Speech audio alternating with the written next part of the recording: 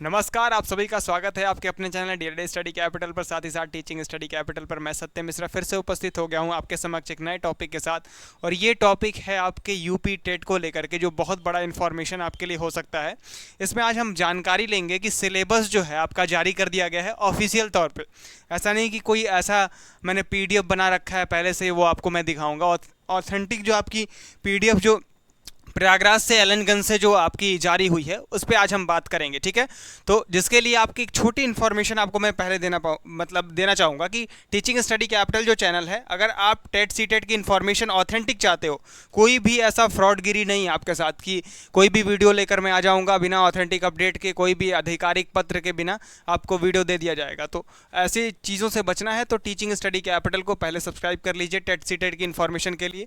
और DElEd study capital जो भी आपके भाई बंधु डीएलएड कर रहे होंगे या फिर करने जा रहे हैं, ठीक है, उनको कहिएगा कि ये चैनल आप ज्वाइन कर लीजिए, ठीक है, ताकि इस पे आपकी एग्ज़ाम से लेकर रिजल्ट से लेकर जो भी छोटे मोटे अपडेट, छोटे से बड़े अपडेट आते हैं, वो सारी ऑथेंटिक अपडेट्स इस चैनल पे दी जाती है, ठीक है।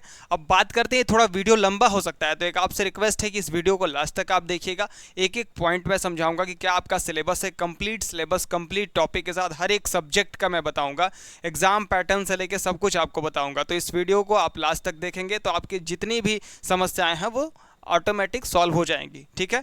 बढ़ते हैं इस वीडियो की तरफ। तो आज का ये वीडियो आप देख सकते हो कि सिलेबस और पैटर्न पे है, ठीक है। उत्तर प्रदेश शिक्षा सेवा चयन आयोग, ठीक है। आप समझते हो कि ये किसका नाम है, बहुत बड़ा नाम है और बहुत कम सुनने को हम लोग को मिलता है, और टीचिंग को लेकर के तो बहुत ही कम, ठीक है। तो एक बहुत बड़ा सौभाग्य की बात है कि आ गया है सही समय पर ये यूपी टेट आपका। तो प्राथमिक स्तर पर आज हम बात करेंगे, ठीक है। आप कमेंट बॉक्स में बताइएगा कि किस स्तर के लिए आप तैयारी कर रहे हैं, तो उस पर वीडियो जाएगी। अभी मैं प्राथमिक स्तर पे बात कर रहा हूँ, कक्षा 1 से 5 के लिए, ठीक है। कि बात करते हैं परीक्षा की अवधि जो रखी जाएगी वो 2.5 घंटे अर्थात 150 मिनट की, जो सीटेट का होता है 150 मिनट, ठीक है। यूपी टीईटी, यूपी टेट में सभी प्रश्न ठीक है, एक ही सही उत्तर के साथ 4 विकल्प वाले बहुविकल्पीय एमसीक्यू, मतलब आपका जो है पैटर्न एमसीक्यू रहने वाला है। प्रत्येक प्रश्न पत्र मतलब जो आपका होगा वो एक होगा। प्रश्न जैसे संख्या 1 है तो इसका 1 नंबर, प्रश्न संख्या 2 है तो वो 2 नंबर, ठीक है। एक प्रश्न 1 अंक का होगा। यहाँ तक क्लियर है। नकारात्मक मूल्यांकन, जिसको नेगेटिव मार्किंग हम कहते हैं, वो नहीं होगा, ठीक है। जैसे आपका सीटेट का पैटर्न है अभी तक ये सारा वैसे ही सेम है। अब देखते हैं क्या इनके सिलेबस में या फिर इनके सब्जेक्ट में कोई बदलाव है। तो बाल विकास मतलब सीडीपी, ठीक है, ये अनिवार्य लिखा है, मतलब ये कंपलसरी है। भाषा प्रथम हिंदी, ये अनिवार्य है, ठीक है। प्रथम भाषा आपका हिंदी ही होगा, आप इसमें चेंज नहीं कर पाओगे, ये थोड़ा अलग है सीटेट से, ठीक। भाषा द्वितीय में आपके अंग्रेजी, उर्दू, संस्कृत, ये 3 का ऑप्शन रहेगा, जिसमें आपको चुनना होगा कि कौन सी भाषा के साथ आप ये एग्ज़ाम देना चाहते हैं, ठीक है। बात करते हैं गणित, ये भी अनिवार्य है, ऐसा नहीं कि आप गणित छोड़ करके आप एग्ज़ाम दे सकते हैं। पर्यावरणीय अध्ययन मतलब ईवीएस आपका, ये भी कंपलसरी है। तो कुल मिला के 5 सब्जेक्ट हो गए। अब बात करते हैं प्रश्नों की संख्या। तो सीडीपी के 30 प्रश्न, ठीक है।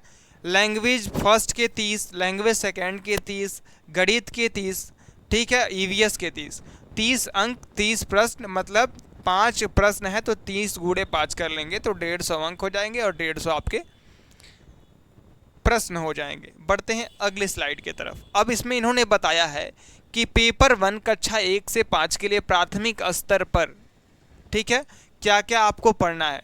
तो मैं ये सब पॉइंट्स को नहीं पढ़ूंगा क्योंकि काफ़ी लंबा वीडियो हो जाएगा, मतलब बड़ा बड़ा मैं केवल आपको समझा दूंगा कि इस पर क्या आपको पढ़ना है, क्योंकि अगर इसके अंदर में अगर सब टॉपिक्स डिस्कस करने लगा ना तो फिर वो बहुत ज़्यादा वीडियो लंबा हो जाएगा और आप लोग कहोगे कि ये फिर हम बीच से ही चले जाएंगे, इतना मेरे पास टाइम नहीं है, ठीक है, ऐसा हो जाता है।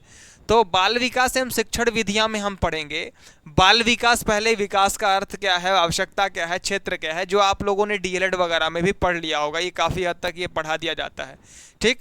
सीखने का अर्थ मतलब अधिगम की बात करेंगे, ठीक है। अधिगम के नियम क्या होते हैं, थॉर्नडाइक के कौन कौन से नियम है, प्रमुख और त्रुटि का सिद्धांत, कोहलर का सूझ तथा या अंतर्दृष्टि का सिद्धांत, पियाजे का सिद्धांत, व्यागोस्की का सिद्धांत, सीखने का वक्र मतलब सीखने का पठार क्या होता है, ऊपर नीचे जो चलता है सीखने के समय बच्चों में कैसे ऊपर नीचे पठार होता है, उस पर बात करेंगे।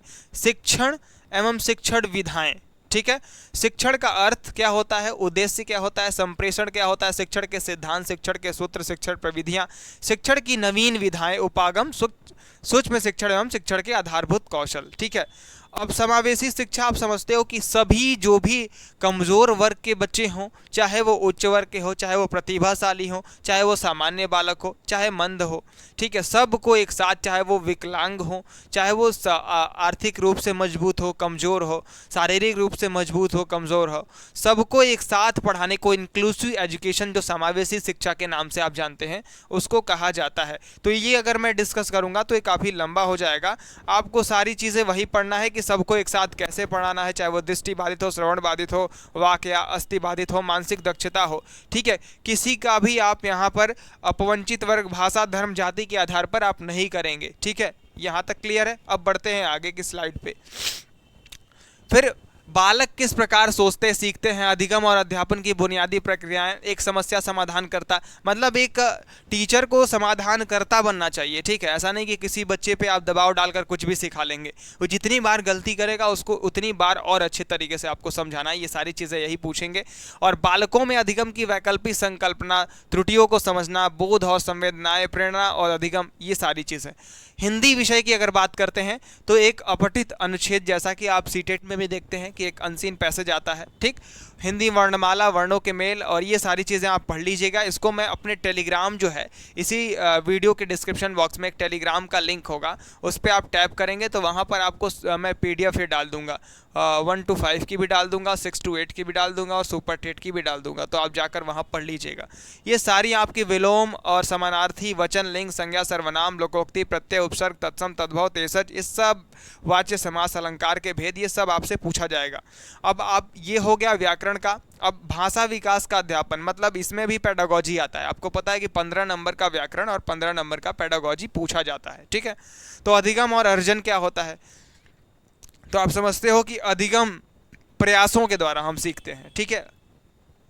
और अर्जन क्या होता है, अर्जन हम बिना प्रयास के सुन करके, जैसे आपके घर में कोई छोटा बच्चा होगा तो उसको आप जो भी चीज़ें वो सीखता है परिवार से, वो सुन कर सीख जाता है। जैसे उसको विद्यालय औपचारिक जगह पे नहीं सीखता, जैसे विद्यालय हो गया, कोई ट्यूशन हो गया, ठीक है, ऐसी जगह पे वो नहीं सीखता है, वो ऐसे ही घर से ही सीख जाता है, उसी को कहते हैं अर्जन, भाषा अर्जन बोलते हैं। और जो प्रयास के द्वारा, जैसे इंग्लिश सीखने के लिए लोग स्पोकन ज्वाइन करते हैं, ठीक है, इंग्लिश का व्याकरण पढ़ते हैं, उसको अधिगम कहते हैं। तो इस तरीके की चीज़ें आप पढ़ चुके होंगे, तो इस पर मैं डिस्कस करूंगा तो ये तो टॉपिक पूरा चलने लगेगा। भाषा अध्यापन के सिद्धांत, सुनने और बोलने की भूमिका, मौखिक तथा लिखित रूप में विचारों के संप्रेषण, ठीक है, ये सारी चीज़ें आपसे पूछी जाएंगी। बढ़ते हैं आगे। भाषा कौशल, भाषा बोधगम्यता और प्रवीणता का मूल्यांकन। अब आते हैं इंग्लिश, जो आपका लैंग्वेज 2 है, ठीक। अब आपको ऐसे ही ये अनसीन पैसेज एक मिलेगा सेंटेंस के बारे में, subject and predicate, kinds of sentences, parts of speech, kinds of noun, pronoun, adverb, adjective, verb, preposition, conjunction, tenses, present tense, past tense, future, articles, punctuation, words, formation, active and passive voice, singular and plural and gender, इतनी चीज़ें आपसे पूछी जाएंगी। फिर आते हैं उर्दू विषय पे, तो ज़बान की फ़न्नी महारतों की मालूमात, मशहूर अदीबों एवं शायरों की हालात ज़िंदगी एवं उनकी रचनाओं की जानकारी, मुख्तलिफ असनाफ़े अदब जैसे मज़मूम, अफसाना, मरसिया, मसनवी, दास्तान वगैरह की तारीफ़, ऐसे आपकी सही इमला, फ़ व तवल्लुफ़ की मस्क, ये ठीक है। ये थोड़ा मेरे लिए कठिन हो रहा है पढ़ना, क्योंकि मैं कभी पहले इतना मतलब पढ़ा हूँ उर्दू का, सब तो सभी लोग जानते हैं, लेकिन इस तरीके से मैं नहीं पढ़ा हूँ, तो आप खुद से पढ़ लीजिएगा जिनका भी उर्दू लैंग्वेज होगा, क्षमा चाहते हैं इस चीज़ के लिए, ठीक है। आगे बढ़ते हैं। अकारांत स्त्रीलिंग पुल्लिंग, फिर अकारांत नपुंसक लिंग, इकारांत स्त्रीलिंग, ठीक है, उकारांत पुल्लिंग, इस तरीके से आपका चलेगा। फिर ये अधिगम, देखिए सब में आपको अधिगम, अर्जन, ये सब में पढ़ना है, ठीक है, क्योंकि भाषा का जो होता है ना, 2 तरीके से विकास होता है, एक अधिगम के थ्रू, एक अर्जन के थ्रू, तो वो सबका हिस्सा है। ये पेडागोजी आपकी सबकी सेम होती है, ऐसा नहीं कि किसी भाषा का पेडागोजी अलग होता है। ये जो पेडागोजी के नाम से आप जानते हैं, ठीक है, शिक्षण शास्त्र जिसको बोलते हैं, वो क्या होता है कि वो सबका सेम होता है, ऐसा कुछ अलग नहीं होता। अगर एक का आपका तैयार हो गया बढ़िया तो सब में काम आता है लगभग लगभग।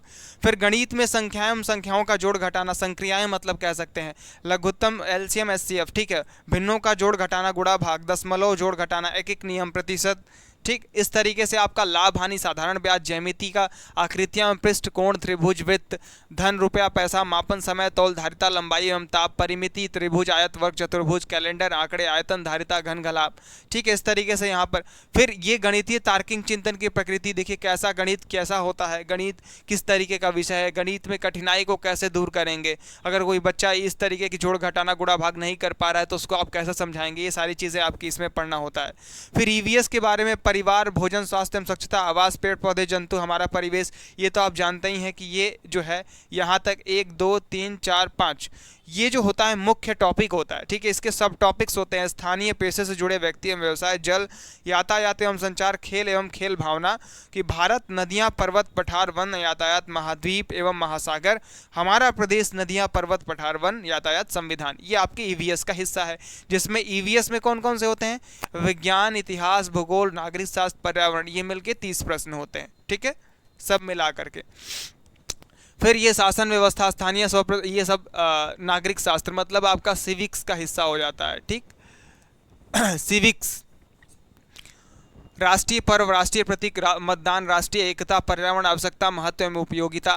फिर अध्यापन संबंधी मुद्दे क्या होते हैं, पर्यावरणीय अध्यापन की अवधारणा, व्यक्ति कैसे सीखता है, आप मतलब ईवीएस को पढ़ाने के लिए किस किस तरीके का इस्तेमाल करेंगे, ठीक है, कौन सा ज़्यादा प्रभावी होगा, कौन सा नकारात्मक होगा, कौन सा सकारात्मक होगा, ये सारी चीज़ें आप यहाँ तक जानेंगे, ठीक है। तो ये आपका 1 से 5 तक जो सिलेबस है वो मैंने आपको बताया, ठीक है। जो यूपी टेट अभी फॉर्म भी हमको लगता है जल्दी आ जाएगा, इसका जो आपको देना है उसका मैंने आपको सिलेबस बता दिया। अगर आप सीटेट की अभी तैयारी कर रहे हैं तो आप यूपी टेट आराम से इस बार दे सकते हैं, अगर आपने उतना पढ़ा है तो वो सारी चीज़ें इसमें लगभग लगभग सेम ही होती हैं, ठीक है। ऐसी ऑथेंटिक वीडियो के लिए आपको चाहते हैं कि बिना ढूंढे कहीं से हमको मिल जाए तो आप इस चैनल को सब्सक्राइब कर लीजिएगा। अगर आपको इस वीडियो से थोड़ा भी लाभ मिला है तो आप लाइक के माध्यम से बताइएगा। इस वीडियो से रिलेटेड किसी भी प्रकार का आपके मन में कोई प्रश्न है तो वो कमेंट बॉक्स में ज़रूर लिखिएगा, ठीक है। टेलीग्राम लिंक को ज्वाइन कर लीजिए ताकि वहां पे ये पीडीएफ डले तो आप आराम से उसको